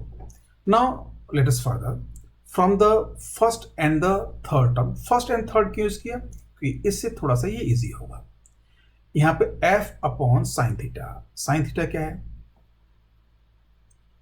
अगेन √3/4, सो क्या हो जाएगा 4f/√3. सो 4f/√3 यहाँ साइन थीटा की वैल्यू रखने पर. अब w क्या है 1 + 13 × 10 रूट एंड साइन 90 प्लस ये आप अल्फा फाइंड कर चुके हैं, क्या होगा साइन 90 + 30 माइनस थीटा, ये ऐसा लिख लिए. अब sine we can further simplify it. So f ये √3 उधर ले गए एंड 4 नीचे ले आए और ये ऐसा आ गया और this will be what sine 90 + theta is cos theta. So cos this 30 minus theta. Now थी, अब इसको हम कंपोजिट एंगल फॉर्मूले से एक्सपेंड कर देंगे. So what we get here, f is equal to numerator √3 1 + √13 × 10 upon 4 cos 30 cos theta plus sin 30 sin theta. Cos 30 is √3/2. Cos theta is, you can see from here, cos theta √13/4 plus sin 30 1/2 into sin theta √3/4. Now by simplifying it you can get what is f. This is ये simplification you can understand. और इसको हम कई तरह simplify कर सकते हैं and just see, आप चाहे जैसे भी सिंप्लीफाई कर लो, you get F is equal to 28। तो आप देखिए जहां राइट एंगल ट्राइंगल नहीं बनेगा वहां भी ग्राफिकल मेथड का अपना एक रोल है। सो जहां पे तीन वेक्टर का सम जीरो हो रहा हो, मतलब एक बॉडी तीन फोर्सेस के साइमल्टेनियस एक्शन में इक्विलिब्रियम में हो, तो वहां पे आप कंपोनेंट मेथड या एनालिटिकल मेथड की बजाय ट्राइंगल लॉ यूज करें, इट विल बी बेनिफिशियल। तो अगर राइट एंगल ट्राइंगल बन जाता है तो बहुत अच्छा है, राइट एंगल ट्राइंगल नहीं बनता, you can use sine rule. Example 7. In the setup shown, strings OA, OB, OC, and OD are knotted at point O. The string OA and OB are tied to fixed supports A and B on the ceiling, and the string OC and OD supports equal weights. The setup is in equilibrium with string OD horizontal. Find the minimum tension in the string OA at a suitable value of theta. मतलब basically क्या है, ये setup है, इसमें ये angle 45 fix रखना है, ये एंगल 30 फिक्स रखना है, और ये OD को हमेशा हॉरिजॉन्टल रखना है। अब ये A को इधर उधर करके थीटा वेरी करते हुए हमें ऐसा करना है कि OA में टेंशन किसमें, find the minimum tension in string OA, इसमें मिनिमम टेंशन डेवलप हो। Now you can C not पे चार टेंशन है, this this this and this, ये चारों टेंशन है, तो इसमें ग्राफिकल मेथड एडवाइजेबल नहीं है, इसमें हम एनालिटिकल मेथड यूज करेंगे। Graphical method in principle use हो सकता है, बट वो सिंपलिसिटी कहां लाएगा, जहां पे केवल तीन फोर्सेस का सम जीरो हो रहा हो। Translation equilibrium both the weights suggests that tensile forces in the strings OC and OD both are equal to W. अब देखिए ये आप सीधे कह सकते हैं, ये रुका हुआ है तो यहाँ पे टेंशन जो होगी वो W को बैलेंस करेगी, तो ये T यहाँ का टेंशन W के बराबर होगी और यहाँ की टेंशन भी W के बराबर होगी। तो ये टेंशन W, तो यहाँ पे W, यहाँ W, तो यहाँ पे टेंशन W, और ऐसे ही यहाँ पे टेंशन W। तो ये काम अब स्ट्रिंग ट्रांसमिशन को हम बार बार ना करें, इसको हम इंट्यूटिवली या बहुत अच्छी से समझ चुके हैं, सीधे कह सकते हैं। Now what we can say here, denoting tensile forces in the strings OA and OB by TA and TB, we can draw FBD of the knot. अब देखिए OC एंड OD में, OC में भी टेंशन W है, OD में भी tension W है, OB और OA की टेंशन नहीं मालूम, तो OA की टेंशन को TA डिनोट कर दिया, OB की टेंशन को TA डिनोट कर दिया, OC का W है, OD का W है। Now we can draw the FBD इस तरह से। क्या हुआ FBD, यहाँ TA एंगल थीटा पर ये TB, और ये 30 डिग्री पर W और ये W, क्योंकि ये टेंशन इसमें W थी और ये tension W। Now this is the FBD। अब इसमें हम XY कोऑर्डिनेट दिखा के summation Fx equal 0 and summation Fy equal 0 equation लिख सकते हैं। Applying condition of T for the knot we have summation Fx equal 0, तो क्या मिला, x में कौन सी फोर्सेस हैं, एक तो W और ये TA कंपोनेंट क्या हो, TA cos थीटा, तो W plus TA cos theta इस तरफ है, और इधर क्या होगा, TB cos 45 plus W cos 30। So what we can write here, TB cos 45 plus W cos 30, ये TB cos 45 plus W cos 30, ये माइनस W माइनस TA, या ऐसा भी कर सकते हैं, या यहाँ पे इक्वल टू लगाते हैं, दोनों प्लस हो जाते हैं। So that is equation. Summation Fy equal to 0 से क्या मिला, इसका ये component TA sine theta plus TB sine 45 is equal to W sine 30, और ये इसका एक component TA sine theta plus TB sine 45 minus W sine 30 equal to 0। So here TB sine theta sine 45 plus TA sine theta minus W sine 30 equal to 0। अब ये equation लिखते ही हमें देखो क्या हुआ, ये दोनों टर्म इक्वल लग रही हैं, तो अगर इन इक्वेशंस को LHS में से LHS एंड RHS में से RHS सब्ट्रैक्ट कर दें, तो ये अननोन टर्म TB हमारा एलिमिनेट हो जाएगा सीधे ही, और TB हमें एक्चुअली TA फाइंड कर लेंगे, तो TA की वैल्यू किसी भी इक्वेशन रख के हम TB फाइंड कर लेंगे। From above two equations, we get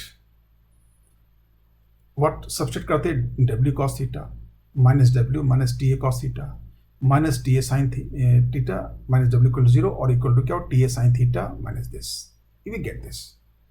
तो ये आपको मिला। यहां से टी ए फाइंड कर सकते हैं। How much T A is, अब टी ए इधर ले गए तो sine theta plus cos theta and इसको इधर ले आए तो क्या हो गया W cos theta minus W plus W sine theta. अब यहां से T A equal to what we get here, T A is equal to, इसको पूरा सिंप्लीफाई कर सकते हैं root 3 minus 1 upon 2 sine theta plus cos theta. अब ऐसा मिला तो टी ए की हमको मिनिमम वैल्यू फाइंड करनी है तो आपको मालूम है ये यहां से वापस यूज कर सकते हैं। इस एक्सप्रेशन की मिनिमम वैल्यू क्या होगी, कोफिशिएंट ऑफ इसका स्क्वायर प्लस कोफिशिएंट ऑफ इसका square square root A sine theta plus B cos theta, what is maximum value A square plus B square square root. यहाँ पे ए भी 1 है बी भी 1 है तो इसकी मैक्सिमम वैल्यू होगी 1 square plus 1 square square root means root 2। So what will be maximum value of expression this sine theta plus cos theta इसको रूट 2, इसको रखते हैं टी ए मिन मिल गया। T A min is equal to W root 3 minus 1 by 2 root 2। So in this way we get T A min. So that was analytical approach. So we have learned so many things in all these 7 examples. यहाँ हमने आज का discussion केवल pulleys और string tension पर limited रखा है। Next class में कुछ और कंसेप्ट इंट्रोड्यूस किए जाएंगे। अब आपको न्यूटन्स लॉ का ये वाली क्लास और नेक्स्ट क्लास, इसमें बहुत छोटे छोटे आइडियाज हैं। इन आइडियाज को विदाउट कंफ्यूजन जितना आप ग्रिप में कर लेंगे आगे आपको क्वेश्चन सॉल्व करने में उतना ही स्पीड अप होगा। स्पीड अप मतलब अगर कोई क्वेश्चन सॉल्व करते हो आपके माइंड में कोई डिसीजन जितनी जल्दी आता है उतना हमें कॉन्फिडेंस होता है प्रॉब्लम सॉल्व करने में। जितना आपको उस पर कैलकुलेट करना होगा उतना आपका कॉन्फिडेंस गिरेगा। It is better to practice all these questions. Home assignment, revise all the ideas covered today in this lecture and practice all the examples. Also revise all the ideas covered in the previous lectures. तो अभी तक Newton's law के हम लोगों ने 3 lecture लिए हैं। तीनों लेक्चर्स में आप सारे आइडियाज को एक बार अच्छे से रिवाइज कर लें और स्पेशली इस चैप्टर में आज लेक्चर में हमने जितने भी क्वेश्चन लिए 7 क्वेश्चंस, उन सारे मेथड्स को उसमें छोटे छोटे डिसीजन जो हमने एज ए नोट बना के याद करने को है उनको आप याद कर लें क्योंकि धीरे धीरे इन रिजल्ट्स को हम डायरेक्टली यूज करेंगे। सो नेक्स्ट क्लास में मिलते हैं। Thanks for the patient listening.